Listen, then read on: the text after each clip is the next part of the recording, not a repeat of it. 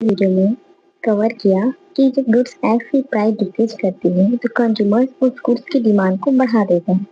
इस केस में हमारा जो प्राइस इफेक्ट है वो डाउनवर्ड स्लोपिंग का होता है, बट ऑलवेज ऐसा नहीं होता। प्राइस इफेक्ट के कई और सारे फॉर्म्स हैं जिसे आज हम कवर करेंगे। First form, horizontal price effect. It means जैसे जैसे गुड्स एक्स की प्राइस डिक्रीज करते हैं, कंज्यूमर गुड्स एक्स की डिमांड को तो बढ़ाता है बट गुड्स वाई की डिमांड में कोई चेंज नहीं करता। मान लीजिए कि गुड्स एक्स की कंज्यूमर 30 यूनिट डिमांड कर रहा था और गुड्स वाई की 20 यूनिट। सपोज कीजिए गुड्स एक्स की प्राइस डिक्रीज करती है तो कंज्यूमर गुड्स एक्स की डिमांड को तो बढ़ा रहा है बट गुड्स वाई की डिमांड में कोई चेंज नहीं कर रहा है। यानी कि जितना यूनिट वो पहले 20 यूनिट गुड्स वाई की डिमांड कर रहा था उतना ही अभी भी डिमांड कर रहा है, ना ही तो उसकी डिमांड में कोई इंक्रीज कर रहा है ना ही डिक्रीज कर रहा है, बस उसे जितना यूनिट पहले कर रहा था उतना ही कर रहा है।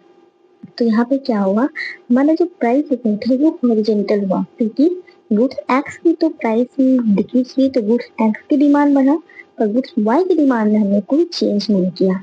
तो इस वजह से हमारा जो प्राइस इफेक्ट है हॉरिजॉन्टल होता है, फूड मूविंग होता है। इट मीन्स मान लीजिए goods X and goods Y ये दोनों गुड्स कंज्यूमर के फेवरेट गुड्स हैं, यानी कि ये दोनों नॉर्मल एंड कॉम्प्लीमेंट्री गुड्स हैं। ये दोनों गुड्स कंज्यूमर के क्या है, फेवरेट है, जो नॉर्मल एंड कॉम्प्लीमेंट्री है। अब सपोज कीजिए गुड्स एक्स की प्राइस डिक्रीज करती है तो कंज्यूमर गुड्स एक्स की तो डिमांड बढ़ाएगा, साथ ही साथ गुड्स वाई की भी डिमांड बढ़ाएगा क्योंकि ये दोनों गुड्स नॉर्मल है, कॉम्प्लीमेंट्री है और कंज्यूमर की फेवरेट है।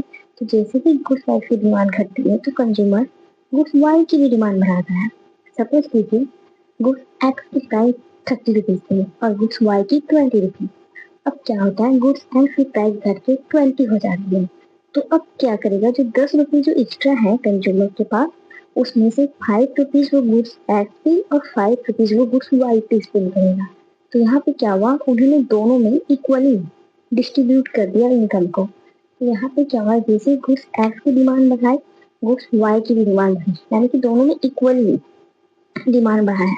तो इसे हम कहते हैं, इस केस में हमारा जो प्राइस इफेक्ट है वो अपनी प्राइस डिक्रीज करती है तो कंज्यूमर गुड्स एक्स की जितनी डिमांड बढ़ाता है उतनी ही डिमांड वो गुड्स वाई की भी बढ़ाता है।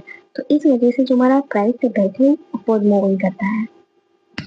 हमने अभी 3 केसेस पढ़े। डाउनवर्ड स्लोपिंग प्राइस इफेक्ट हमने 3 केसेस को जाना, downward sloping, horizontal and vertical price effect. जब ये 3 केसेस को आप नोटिस कीजिएगा, डाउनवर्ड हो रहा है, हॉरिजॉन्टल हो रहा है और वर्टिकल हो रहा है, इसे अगर हम मिलाएं लाइन को तो ये कुछ यू शेप का दिखेगा। तो इट मीन्स प्राइस इफेक्ट हमारा यू टाइप का होता है। इट मीन्स क्या, प्राइस इफेक्ट हमारा यू टाइप शेप का होता है। जैसे कि फिगर में आप देख सकते हो, यू से आर तक हमारा प्राइस इफेक्ट डाउनवर्ड कर रहा है, फिर क्यू पॉइंट एस पे हमारा प्राइस इफेक्ट हॉरिजॉन्टल है और फिर टी पॉइंट टी और यू के बीच हमारा price effect word upward moving है। जब ये सारे पॉइंट्स को मिलाएंगे तो हमारा प्राइस इफेक्ट यू शेप का बनता है। तो एक में प्राइस इफेक्ट के कई सारे फॉर्म्स होते हैं और जब इसे हम मिलाते हैं तो प्राइस इफेक्ट कुछ यू शेप का बनता है। इसके अलावा भी प्राइस इफेक्ट के कुछ रेयर केस हैं, इंफीरियर गुड्स केस में।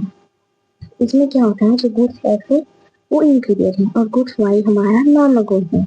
अब जैसे गुड्स एक्स की प्राइस डिक्रीज करती है तो कंज्यूमर इंफीरियर गुड्स की प्लेस पे जो हमारा नॉर्मल गुड्स है उसकी डिमांड कर देता है, क्योंकि यहाँ पे इंफीरियर गुड्स डिफरेंट गुड्स वे गुड्स होते हैं जिसमें किसी गुड्स की प्राइस डिक्रीज करने पर कंज्यूमर उस गुड्स की डिमांड को कम कर देते हैं। तो आई होप आपको समझ गए होंगे, पर ये जो केसेस है इसे जनरली हम इनकम इफेक्ट में ऑलरेडी कवर कर चुके हैं प्रीवियस गुड्स के केस में। आप वो वीडियो जाकर जरूर देख लीजिएगा। और ये उतना इम्पोर्टेंट टॉप इंफीरियर गुड्स के केस में प्राइस इफेक्ट भी उतना इम्पोर्टेंट नहीं होता है।